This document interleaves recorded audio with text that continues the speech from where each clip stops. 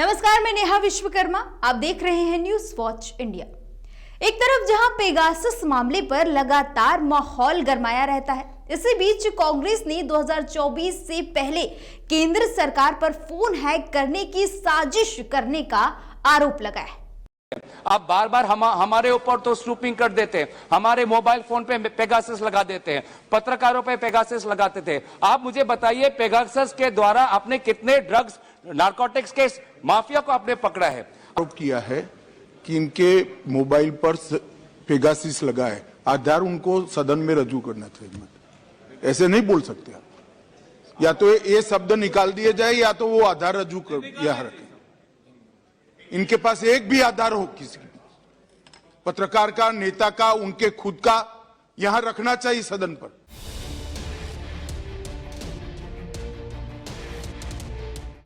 अभी ज्यादा पुरानी बात नहीं हुई है जब कांग्रेस के पूर्व अध्यक्ष राहुल गांधी ने कैम्ब्रिज यूनिवर्सिटी में 21वीं सदी में सुनना और सीखना विषय पर अपने लेक्चर के दौरान जासूसी सॉफ्टवेयर पेगासस का मुद्दा उठाया था और कहा था कि उनके फोन में पेगासस डाला गया था और अफसरों ने उन्हें सलाह दी थी कि वो संभल कर बात करें। Large number of politicians have Pegasus on my phone, on their phone. I've been called by intelligence officers who tell me, listen, please be careful what you're saying on the phone because we are sort of recording this stuff. So this is a constant pressure that we feel.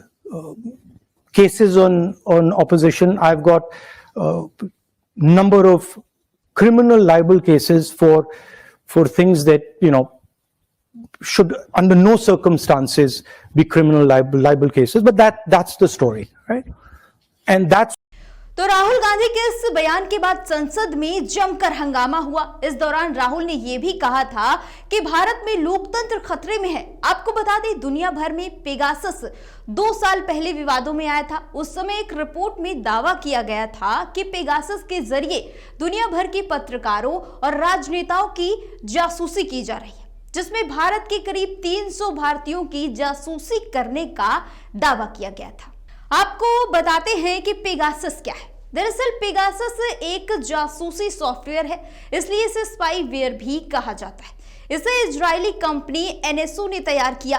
Pegasus को दुनिया का सबसे ताकतवर software माना जाता है क्योंकि ये एंड्रॉइड के साथ साथ आईफोन की खामियों का फायदा उठाकर जासूसी को अंजाम दे सकता है और फोन के अंदर मौजूद हर चीज को बारीकी से पढ़ सकता है।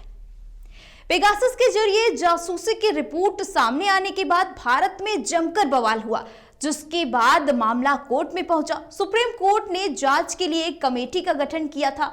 उस समय सुप्रीम कोर्ट ने सख्त लहजे में कहा था कि राष्ट्रीय सुरक्षा के लिए निगरानी जरूरी है, लेकिन लोकतंत्र में अंधाधुंध जासूसी की अनुमति नहीं है।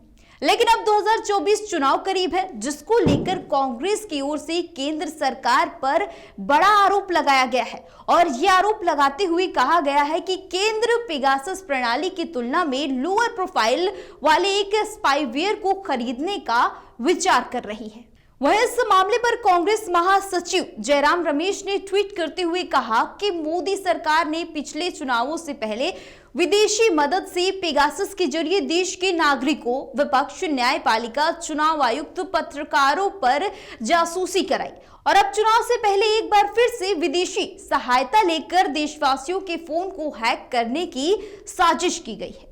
इस दौरान कांग्रेस ने करीब 66 करोड़ 9 लाख व्यक्तियों और निजी संगठनों का पर्सनल डाटा चोरी करने के मामले में सरकार से स्पष्टीकरण मांगा है और कहा है कि यह निजता और सुरक्षा पर हमला है। तो अब सवाल यह आता है कि क्या वाकई देश में नए स्पाईवेयर की एंट्री हो चुकी है और इस मामले पर कांग्रेस समेत तमाम विपक्षी दल आगे की क्या रणनीति बनाते हैं, साथ ही बीजेपी इस पर अपना बचाव किस तरह से करती है और देश के सामने क्या तथ्य रखती है। फिलहाल मेरे साथ इतना ही। इसी तरह की तमाम जानकारी के लिए न्यूज वॉच इंडिया को लगातार फॉलो करते रहे, चैनल को सब्सक्राइब करते